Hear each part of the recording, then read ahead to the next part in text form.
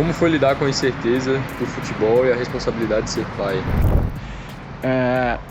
O futebol, ele tem muitas incertezas, sim. E o que me ajudou foi... Quais times você jogou? Começamos fácil já.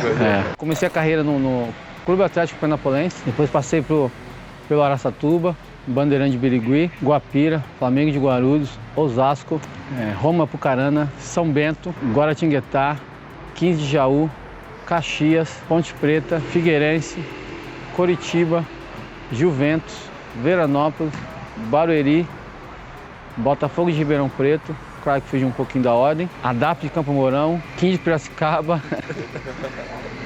Eu acho que é isso. Como ficou sua vida depois da aposentadoria? Eu não tive dificuldade em parar e assim que eu parei, na verdade eu recebi um convite para trabalhar na Secretaria de Esportes aqui de Santana de Parnaíba. Eu moro em Barueri, uma cidade vizinha, e aí eu decidi encerrar a carreira e fui trabalhar com um grande amigo, irmão, que é o Mendonça, o secretário, e eu fui assessorá-lo na secretaria, então foi tranquilo. Qual sonho você não realizou no futebol? Eu tinha um sonho de jogar na seleção brasileira, não realizei. E qual foi o sonho que você realizou, o maior sonho que você realizou? É jogar a Série A do Campeonato Brasileiro, até porque quando eu iniciei a distância era muito grande, né? Eu comecei na 5ª divisão do Campeonato Paulista, então para você chegar na elite do futebol, há um caminho, né, extenso a ser percorrido, então foi um sonho a realizar e assim, poder educar minha família, né, viver do futebol, jogar no Mineirão com 50 mil pessoas, no Morumbi, foi muito bacana. Sente saudade de estar dentro do campo, jogando? Eu parei tem 6 anos e vou caminhar para o 7º ano, poucas vezes me deu saudade. Porque eu aproveitei de maneira muito intensa, né? E hoje eu tenho prazer em fazer o que eu faço, né? Em trabalhar na construção, na formação do atleta, na gestão da carreira do atleta, do ser humano. Poucas vezes eu tive saudade. Às vezes a gente vai num jogo, aquela torcida, adrenalina, e a gente dá saudade, mas assim, nada fora do normal. Já ficou no banco de reserva? Já, claro. Fiquei várias vezes. 90% dos clubes que eu joguei eu fui titular absoluto, mas fiquei sim na reserva. O clube que eu mais fiquei na reserva foi no Figueirense, que eu joguei o primeiro turno, fiquei o segundo turno inteiro na reserva.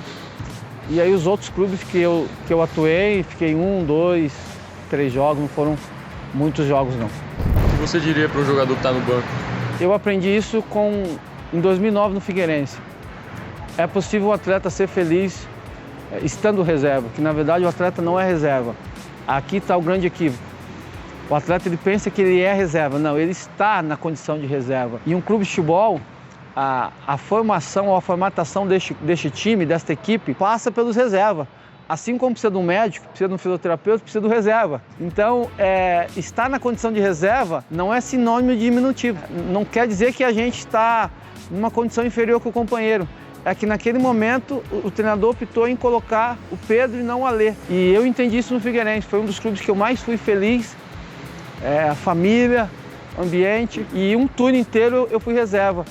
Então, eu estive na condição de reserva. Então, o atleta profissional que entender isso, ele vai passar por este período com uma outra postura, entendendo que aquele período é um período que ele precisa analisar, que precisa crescer, que precisa aprender, mas que ele tem a sua importância sim. Talvez não é ele quem bate o pênalti, mas ele tem a importância. Então, eu aprendi isso com 29 anos. Perdão, 31 anos. Eu sofri pouco porque na maioria dos clubes eu joguei, eu estive na condição de titular. Mas se eu tivesse estado na condição de reserva, eu teria sofrido bastante, porque eu fui aprender só aos 31 anos. E quanta gente começa a carreira, encerra a carreira e não aprende o que eu estou compartilhando com vocês hoje. Boa. Acho que ele esqueceu de falar Avaí e Figueirense, né? Quando ele estava citando os clubes. Você falou? Você lembra? Avaí eu não falei. Avaí, né? Avaí não. Boa. Qual o momento mais inesquecível da sua carreira? Eu diria que foi quando eu estreiei na Série A do Campeonato Brasileiro, um jogo na Rede Globo, ao vivo. Coritiba e Palmeiras no Couto Pereira, nós ganhamos esse jogo 2-0.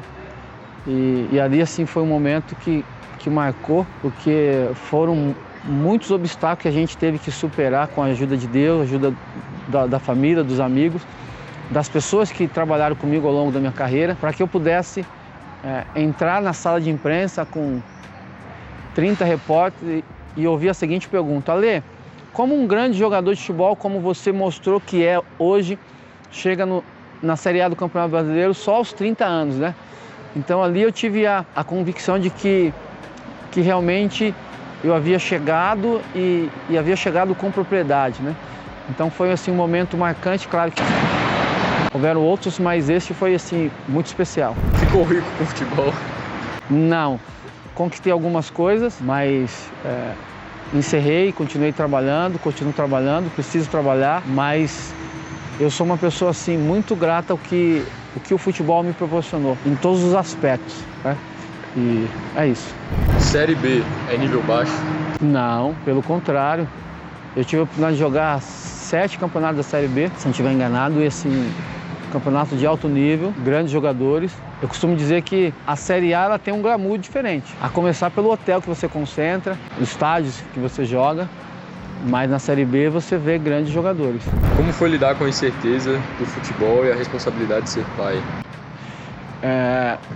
O futebol, ele tem muitas incertezas, sim. E o que me ajudou foi, quando eu conheci Jesus, eu passei a ter a convicção nele, da minha vida. E como o futebol fazia parte da minha vida, então as incertezas elas caíram por terra, né? Mas não é uma profissão fácil. Existem muitas variáveis, circunstâncias adversas, muitas incertezas. Você está num clube hoje, está acabando o contrato, você não sabe se você vai para o melhor, se vai ficar sem clube, se vai para um clube inferior. E ser pai, assim, eu sempre precisei assumir responsabilidade, cuidar da minha mãe doente cedo, assumir algumas responsabilidades e que não era natural de um garoto de 14, 15 anos. Então, ser pai, assim, é algo maravilhoso, mas eu não tive tanta dificuldade assim de assimilar essa responsabilidade, porque a vida acabou me forjando na dificuldade, a ter maturidade, a assumir responsabilidade mais cedo. Isso, naturalmente, me ajudou. Já foi injustiçado por treinador? Várias vezes. A injustiça, ela faz parte do dia a dia do ser humano, né? Mas eu aprendi algo com a Bíblia, que quem nos justifica é Deus. Então, se a gente esperar a justiça do homem, a gente vai se decepcionar em algum momento. Mas quando a gente espera nele, ele é justo, né? Então, ainda que acontecesse algumas injustiças, eu ficava em paz e permitia que essa justificação, a justiça vinha de Deus. E normalmente, quando vem de Deus, não é do jeito que a gente formata na cabeça, que a gente imagina. Então, assim que eu decidi caminhar dentro do futebol. Você se sente realizado com o que conquistou no futebol? Sim, apesar de não ter alcançado o nível máximo, né, dentro da carreira, né? Jogado aí campeonatos com grande glamour, Libertadores, né? Não ter chegado à seleção brasileira, mas eu fui uma pessoa muito realizada, muito amada, muito respeitada, e até hoje, quase 7 anos que eu parei, os lugares que eu chego, a gente vê essa recepção, esse respeito. Então eu fui sim uma pessoa realizada dentro do futebol. Qual a sensação de estar fora do campo hoje, ajudando atletas?